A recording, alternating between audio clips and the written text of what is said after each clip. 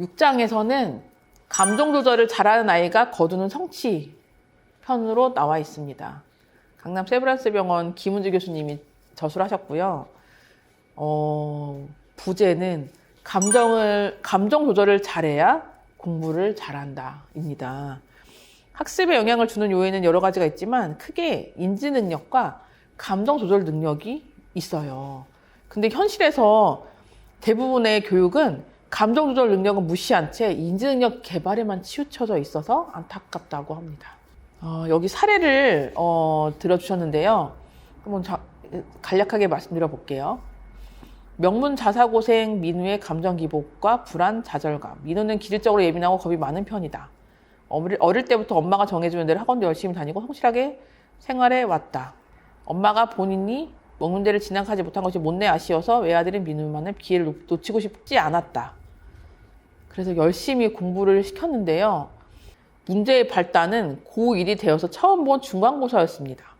1, 2점으로 내신 등급이 갈리는 치열한 경쟁 속에서 나름 죽어라 공부했는데 1학년 1학기 내신 등급은 몹시 실망스러웠다. 중학교 때 한 번도 받아본 적 없는 처참한 성적에 민우는 해도 안 되는구나 라며 좌절에 빠졌습니다.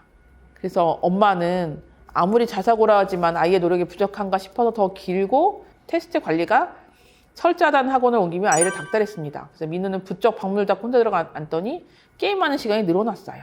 나중에 이야기를 들어보니 민우는 어릴 때부터 명문대에 진학하지 못하면 인생에서도 실패자가 될 것이다 라는 생각이 뇌리에 박혀 있었는데 가장 중요하다는 고등학교 내신 성적이 흔들리니까 심한 좌절을 느낀 거예요. 특히 민우는 시험기간이 다가갈수록 자신감이 떨어지고 불안이 너무 심해져서 도저히 책을 펼 수가 없었대요. 불안할 때 유튜브를 시청하거나 게임하거나 잠을 자면 덜 괴로우니까 자꾸만 도피를 했던 거예요. 이런 민우의 사례가 있고요. 두 번째 사례는 그림 실력이 뛰어난 소연이가 학습에서도 성과를 거둔 이유예요. 소연이는 어릴 때부터 영리하다는 얘기를 들었지만 학업보다는 주로 운동이나 그림 그리기, 만들기 등에만 관심을 보였던 친구였습니다. 소연이 엄마는 아이를 예중 예고 진학시킬까 했었는데 초등학교 5학년 때부터 밤 10시 넘어서까지 미술학원에 앉아있어야 될 딸을 생각하니까 딱한 마음이 들어서 내키지 않았어요. 소연이 아빠와도 상의하니 앞으로는 지금보다 학벌이 덜 중요해질 거야. 아이가 좋아하는 것을 하면서 밥벌이 하면 되지. 너무 욕심내지 말자. 라고 얘기해줘서 마음이 편해졌대요.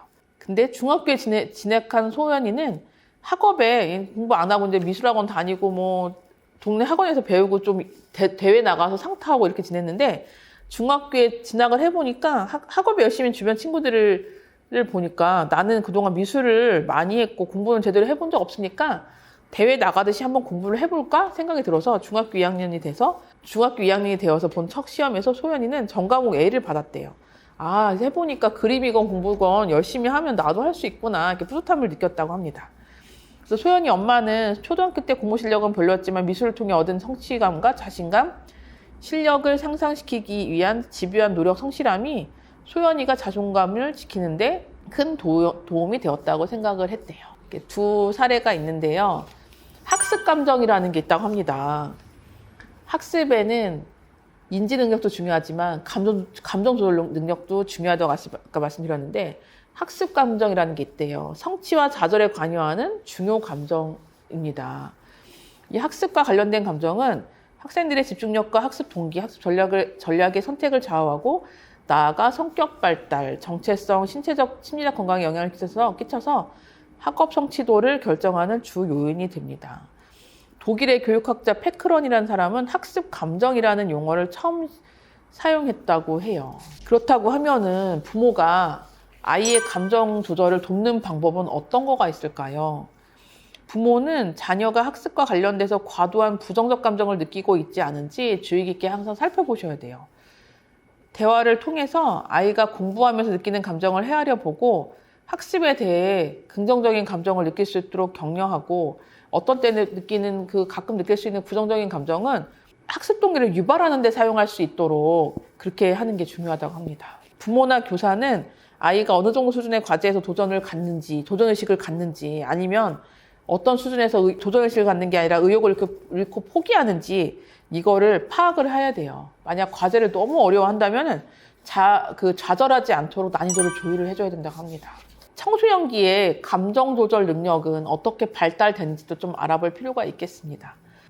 이 책에는 그래프가 소개되어 있는데요. 청소년기 때는 전두엽 기능이 본격적으로 발달을 하면서 자기 조절 능력도 향상되는데 한편 호르몬 변화의 영향이 있어서요. 감정 및 중독 행동을 조절하는 뇌, 변연계라고 하고요. 변연계 보상회로를 얘기하거든요. 이 변연계의 기능이 발달이 전두엽 기능 발달 속도보다 더 빠르게 치고 올라가요. 그래서 청소년기에는 전두엽의 억제 기능이 상대적으로 약하기 때문에 사춘기에는 중독성 행동에 더 탐닉하거나 감정 기복이 굉장히 심해서 짜증내고 집에서도 막 힘들게 하고 그래서 중2병 같은 정서적인 미숙함과 행동 변화를 보이기도 한다고 합니다. 그리고 특히 부모 세대보다 요즘 청소년들은 학습량이 훨씬 많아요. 사회적 관계에서의 소통도 훨씬 더 복잡해지고 옛날에는 우리 SNS 이런 거 없었잖아요. 요즘 시대의 청소년들은 아직 완성되지 않은 전두엽 기능을 막 다 동원을 해갖고 제 나이에 감당하기 어려운 스트레스를 견뎌야 하고 있다는 것도 기억해 주셨으면 좋겠습니다.